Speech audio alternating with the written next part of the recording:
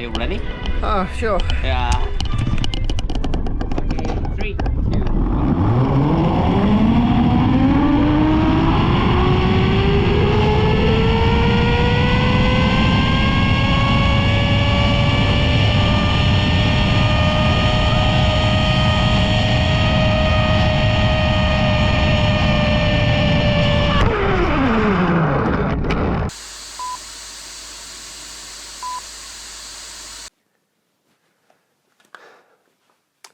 It's time for day 8. Day 8 we went to...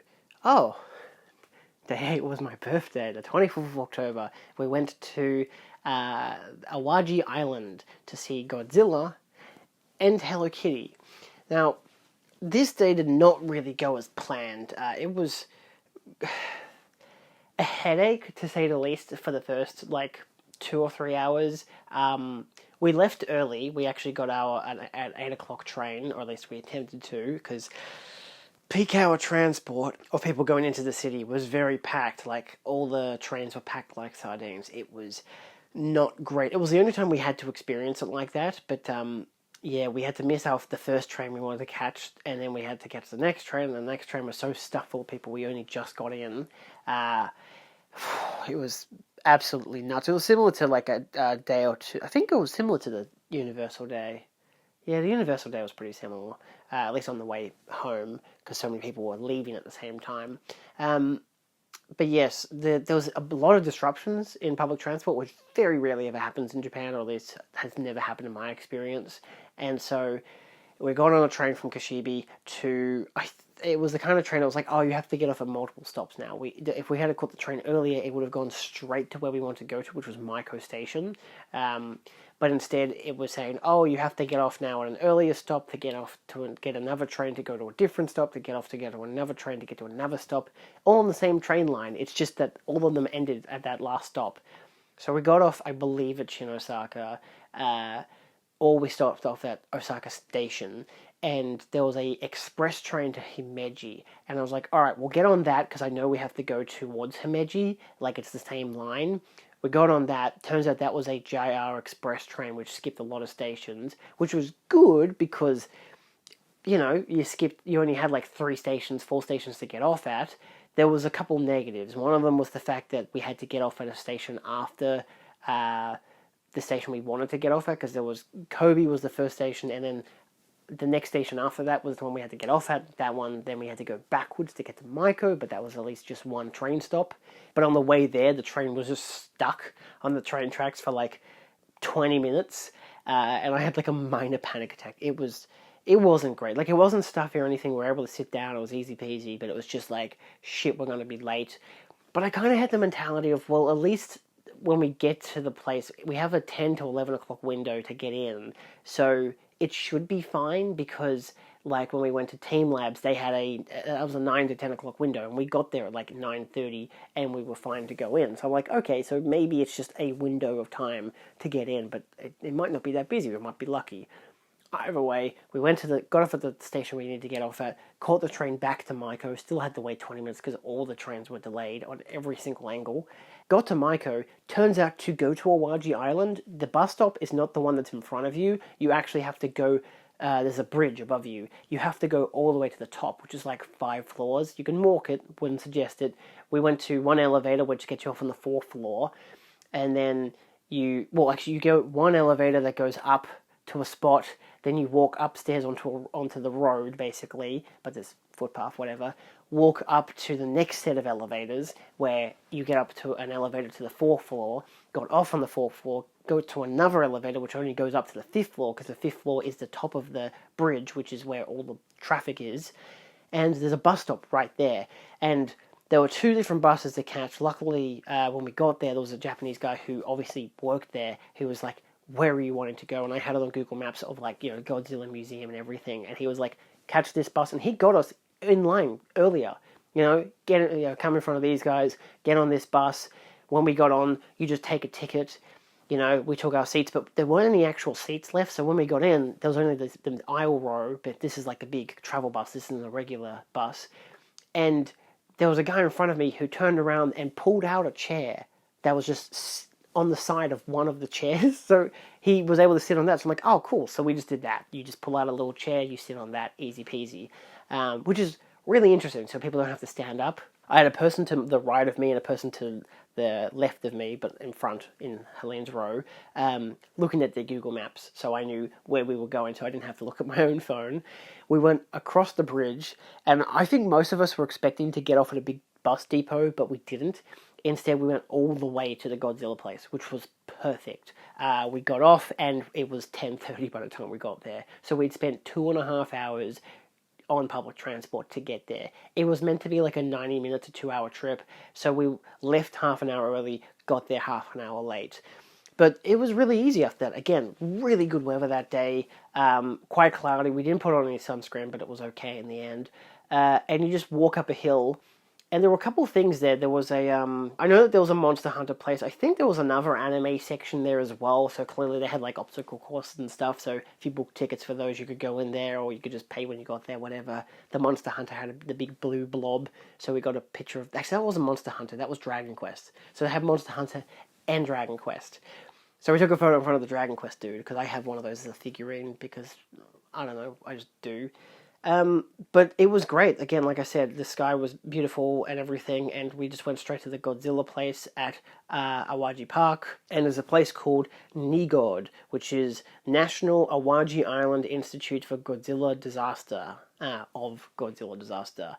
I think it's just like NI, so National Institute, and Godzilla Disaster. Anyway, because we'd already booked tickets, I just was able to show it to the woman. But you can buy tickets when you're there, and it wasn't very popular. Like, there wasn't a lot of people, which was great. It seemed a lot more casual, which might have been because of the... it was the middle of the week, it was a Friday. It could have been because of the public transport issues. You also have to go to an island. It's quite a way to get there. A benefit of us having stayed in Kashibi was it was very easy to get there. It was great. We took some photos of the big Godzilla that you ziplined into first. We went over, got our tickets. They gave us 2 tickets per person to get into the theatre show, and 2 tickets per person to get into the museum. So we went in, a couple of people were there, and we watched a short film, which was the only film I ended up watching while I was in Japan, called Godzilla Interception Operation Awaji. It's a 7-minute long short film, and it basically is a short film that just details, like, oh, we've known about Godzilla for this amount of many centuries because of all these art pieces and stuff. They all look like Shin Godzilla and whatnot, and we know that it lives around this island, so we're setting up Awaji Island for a research facility, so when Godzilla does show up, we will know what to do. And it does. It shows up in the short film. They lure it to Awaji Island, they bomb its mouth, it falls asleep, and basically your mission as someone who's there is to, use the app and scan QR codes to get information, then to go into the mouth of the Godzilla or along the side. You have the choice for ziplining. I chose to go into its mouth, so did Helene, obviously, why wouldn't we? And then when you get out, you go downstairs, and there's a little shoot-up range where you can just shoot with like a fake gun, whatever, like barnacles or whatever. It's more of a kid-friendly thing, but it was alright, nicely interactive. But yeah, the short film was really fun. We went straight into the Godzilla zipline, which was across the road. Put our stuff in a coin locker, which you did get that coin back if you put it in, whatever.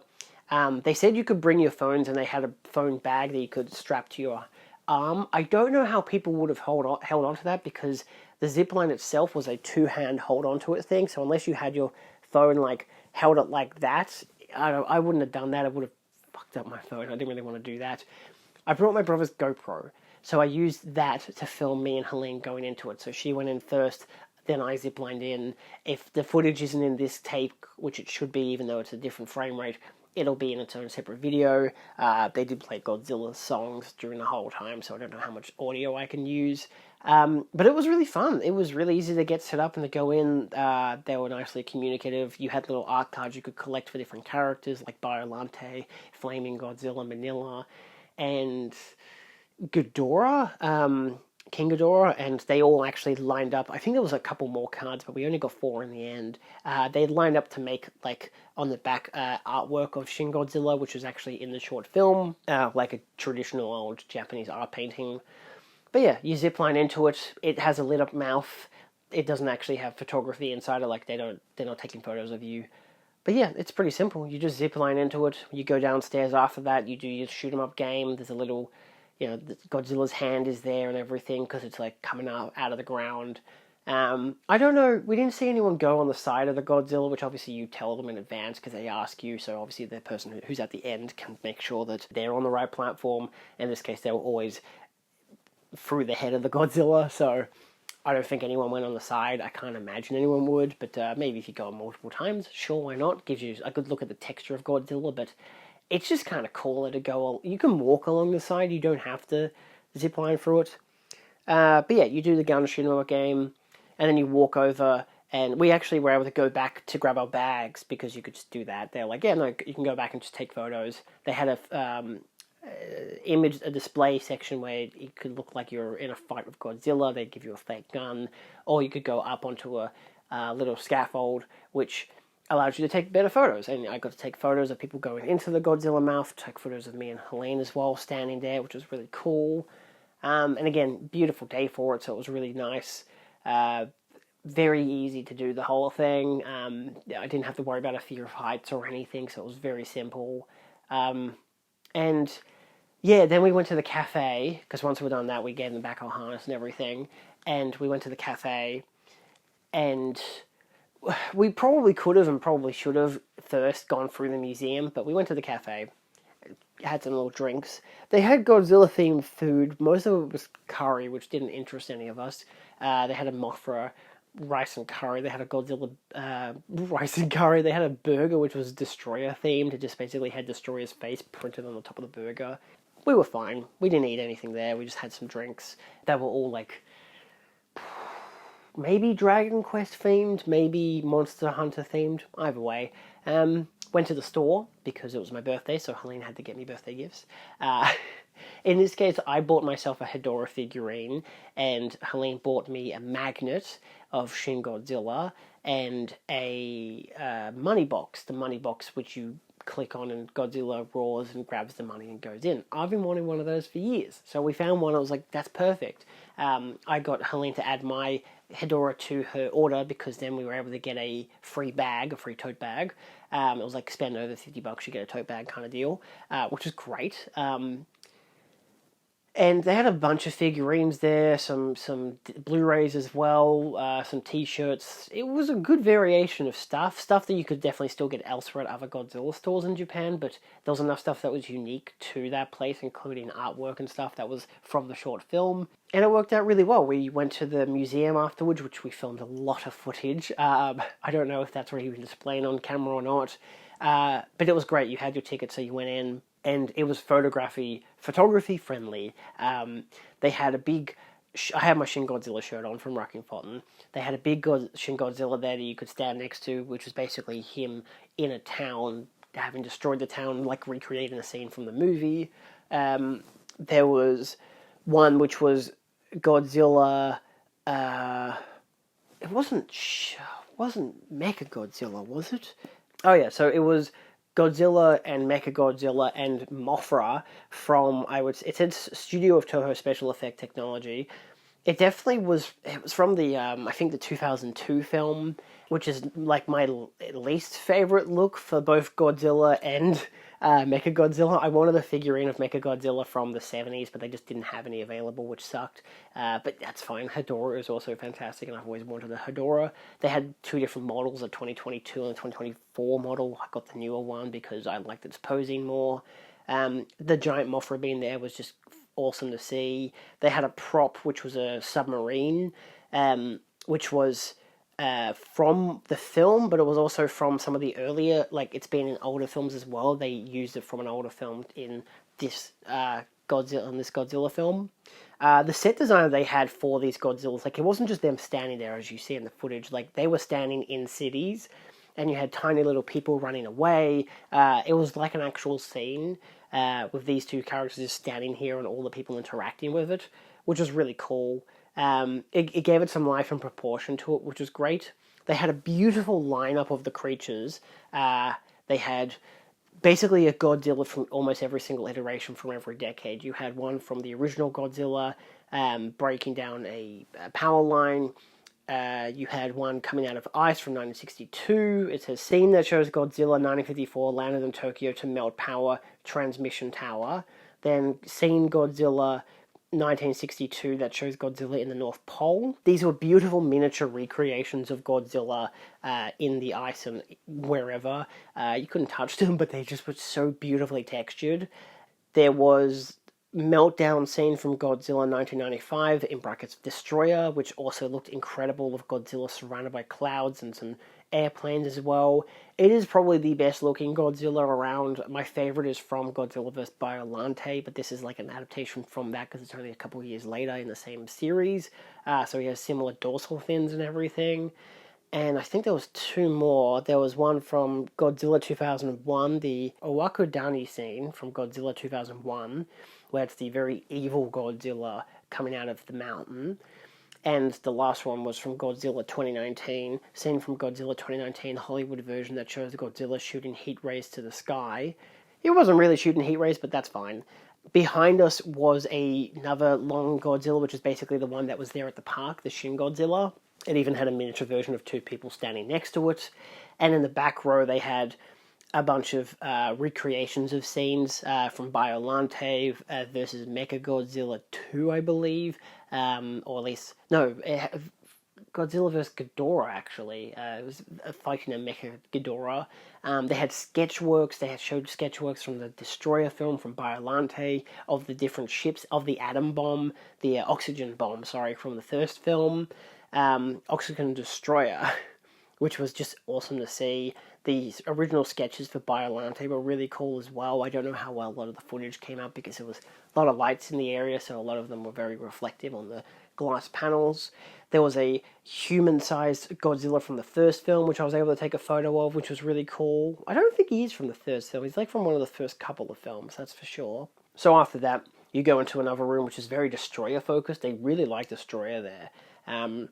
And so we got some photos. We got photos of all of these guys. There was so much stuff to take videos and photos with. But then we went to the Destroyer room where they had a recreation of Destroyer's head. They had a recreation of a flying Destroyer. Just that whole section was all Destroyer related.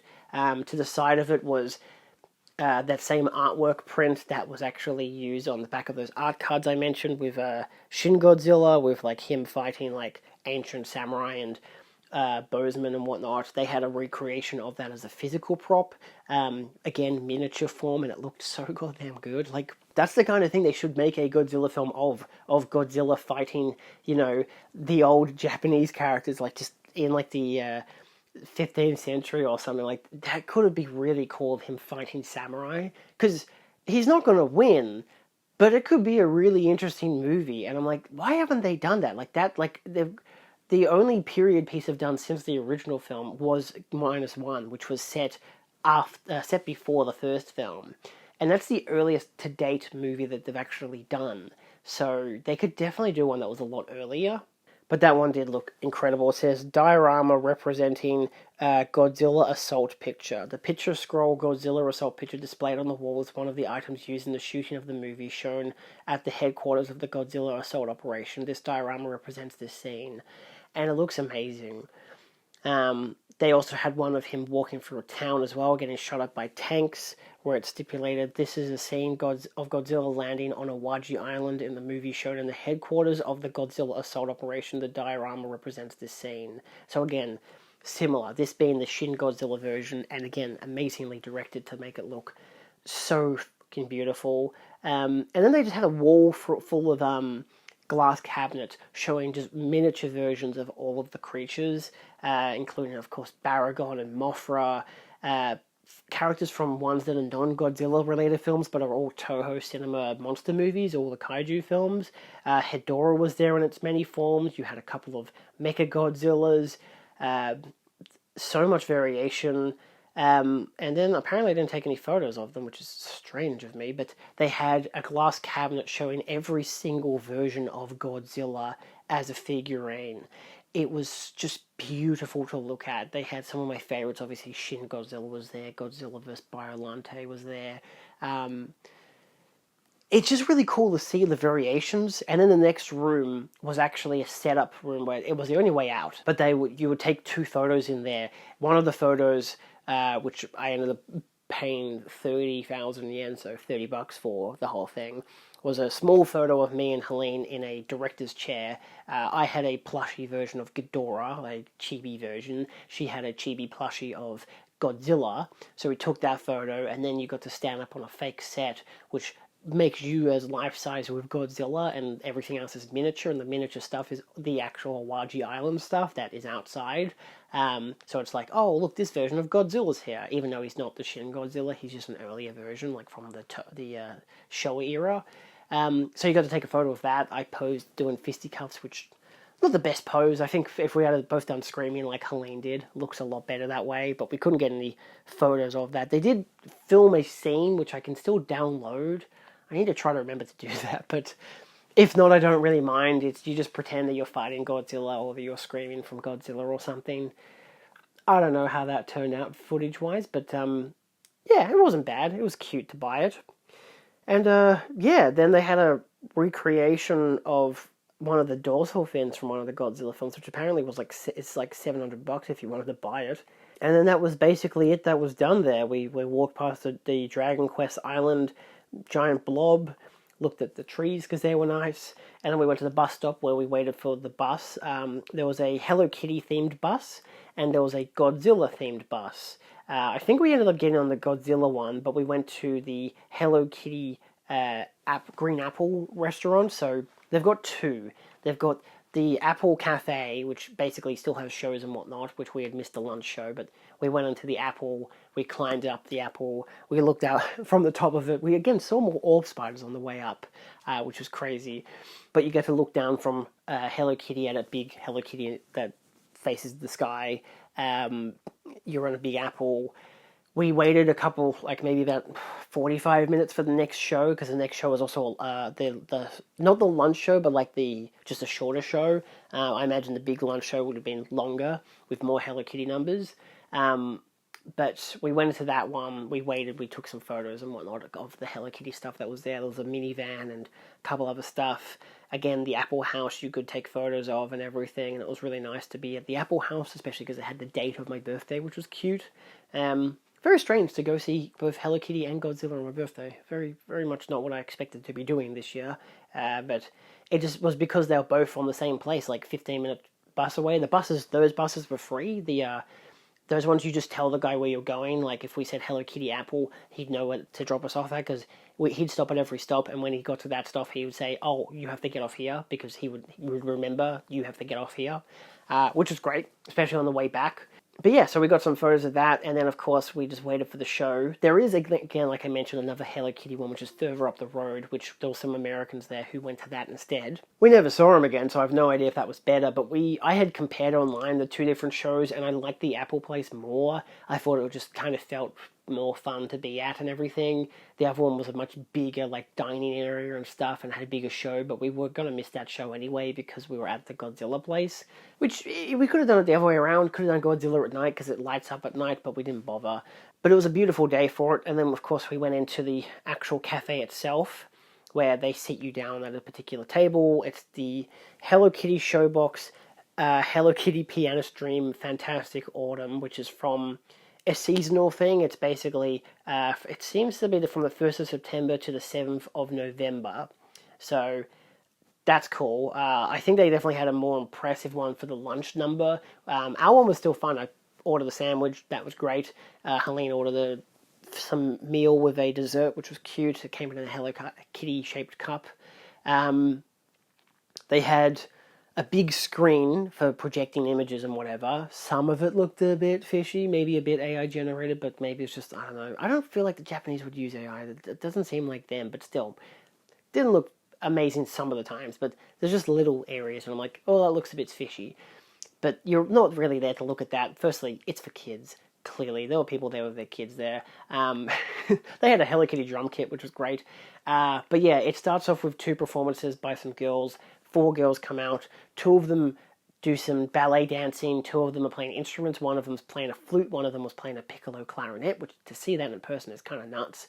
You had a CGI version of Hello Kitty playing a piano behind them, so it's still kind of Hello Kitty's there, whatever. And then Hello Kitty comes out. This was Hello Kitty dressed up in a Halloween costume, which looked really nice. So she sang 2 songs. She was dressed up in this purple dress, which was really fun. I probably will have to use iPhone footage because I don't think I shot anything on my camcorder. But it had a good, like, autumn-looking background, which was really nice. One of them was, like, a pumpkin-themed, one for Halloween. She had times where she would, like, sing towards each table, so you'd be able to get photos of her looking at you. She even went like this and be like, oh, you can take photos of me now while I'm doing this, like singing at you and whatever. It's like nicely interactive. After the 2 songs, the other girls left and we got to take photos with Hello Kitty, so I gave them my phone. They took a bunch of photos because it wasn't just you getting a pose of Hello Kitty, you do your whatever. We did a heart thing, which I was like, alright, whatever, that's the only time I'm going to be happy with that because we all did it. Helene had a Hello Kitty shirt on, so Hello Kitty talked to her a lot, asked us where we were from, whatever, through like sign language. The woman who was taking our photos interpreted for us, like, where are we flying from, whatever. And she just took, that girl who was taking photos of us, took photos of everything. Took photos of Helene hugging Hello Kitty, took photos of us high-fiving Hello Kitty. It was great. Like, she really went out of her way to take every single photo possible, which was just really nice. Of course, we did pose of it and everything, and I got to high-five Hello Kitty, which is fine. I mean, when you really think about it, it's just a person in a costume, but that's fine. It worked. It looked nice. She was nice. I didn't mention that it was my birthday at all. I probably could have. I didn't really bother. There was a lot of stuff there that I'm like, I don't know. It didn't feel like my birthday. That was the interesting thing about the whole day. Because after that, we just walked down, because that was the end of the show. We walked down the road to the bus stop and it was like, oh, if we walk up 10 minutes that way, there's a local bus we can catch. Or we just wait for like the tour bus, the one that's actually like got the Hello Kitty logo on it and everything, that one that is free. So we walked up the road to a different spot, which was the end of the line for that particular bus, and we're like, we'll wait here because there was a beautiful view of the water with the sun setting. And it was good that we caught that one instead, because firstly, you get on and you tell him where you're going, and we'll go into a crossing or whatever. There was only like 2 places to go to. Well, it was like, you either go to Hello Kitty, you go to Godzilla, or you go to the other place. So we went to the other place. But I told him where we were going, so we went there. You basically drive back up the way you came.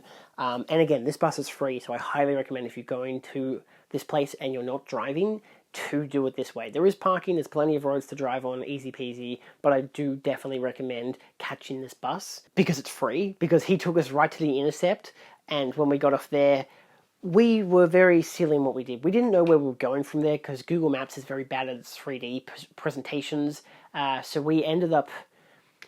There was a bridge that you could walk to get to the other side, which is the way to go. We didn't. We walked all the way down to the intersection because that's what Google Maps was telling us to do, to cross the road and to go back up to where we came. And I'm like, but that doesn't make any sense. There's nothing over there. We waited about 10 to 15 minutes of walking around, and I did think I saw someone back where we were coming from. So we walked up that way. And again, if you just do that one bridge, you're there. And there was a bunch of parked bikes, and there was a sign saying bus stop this way. So you go through that way, and it's a tunnel that leads up a staircase, and then you're on the bridge with the bus. And there was a bus like every 5 minutes. So we just got on the first bus, grabbed the ticket out, which again, highly recommend, because by that stage, the bus fare would have been like $15. We did not have that much cash on us. It was a $7 ticket. Actually, it might have been a $5 ticket. 5 or less. It was a really cheap ticket to get there because, again, we had taken that thing out. We were on, like, stop 7, so we had one with a 7. The next stop was literally across the bridge to get off. We would have had to pay, like, $20 if we had have gotten on earlier on the island where we were initially going to get on. So because we waited for the local free bus, we only ended up paying, like, $5 to get across the bridge. And then we just took the elevators back down, went back to the train station, and got the train back to... Kashibi. We were able to just get the one train which went all the way there. And that was my birthday. We just went back to the hotel. We bought some cake. We bought it was a sponge cake that had cheesecake, was it? A sponge cake that had Happy Halloween written on it. Bought some other stuff at the local grocery there. A lady helped us out at the checkout, which was really nice because we hadn't actually been to a supermarket yet, so that was our first time at one. But it worked out really nicely. we went upstairs, let my brother know, because he's in Europe right now, that we were at the hotel. So he was like, I'll call you in 15 minutes, because he was walking to his hotel. And then, yeah, just had an hour-long phone call with Noah, talking about his trip, talking about our trip. Could see the trains outside. We had the TV on with just a local game show. And that was it. We were planning to go out and watch Nobody 2, but we decided against it in the end, just because we're just like, we're fine. We have dinner here. We have some, cake and whatever. We could just watch something. I think I watched the second half of Haunted Mansion, the Disney film that came out like 2-3 years ago, but it was the local terrestrial version, so it was all in Japanese. So I don't know what any of them said, and I've never seen the film, and I don't have any interest. I don't know. I just posted photos, reacted to people having sent me birthday messages throughout the day, and just caught up on social media, watched some local TV, and then that was it. That was my birthday. So again, a very unique day, because I've never spent a birthday away from home and away from family. To spend it with Helene was great. To buy what we bought was wonderful. We didn't actually buy any Hello Kitty stuff, which I found amusing, because again, it's not cheap. But yeah, it was a really nice day. The weather was really nice. It was kind of exactly what I hoped for, except for the fact that the trains were a bit messy. But again, it didn't really delay us or anything, so everything worked out in good time. We were happy to leave each place when we left them. And we didn't have much stress. It was still like an hour-and-a-half train all the way back to the hotel, but things worked out really nicely. So it became a really nice day in the end. I still would have liked to have gone and seen a film, but I still got to watch the Godzilla short film that you can only watch at Awaji Island, and that's such a unique experience of its own. So I was like, that'll do. So anyway, that's the Friday. See you tomorrow when we go to Kyoto. Adios.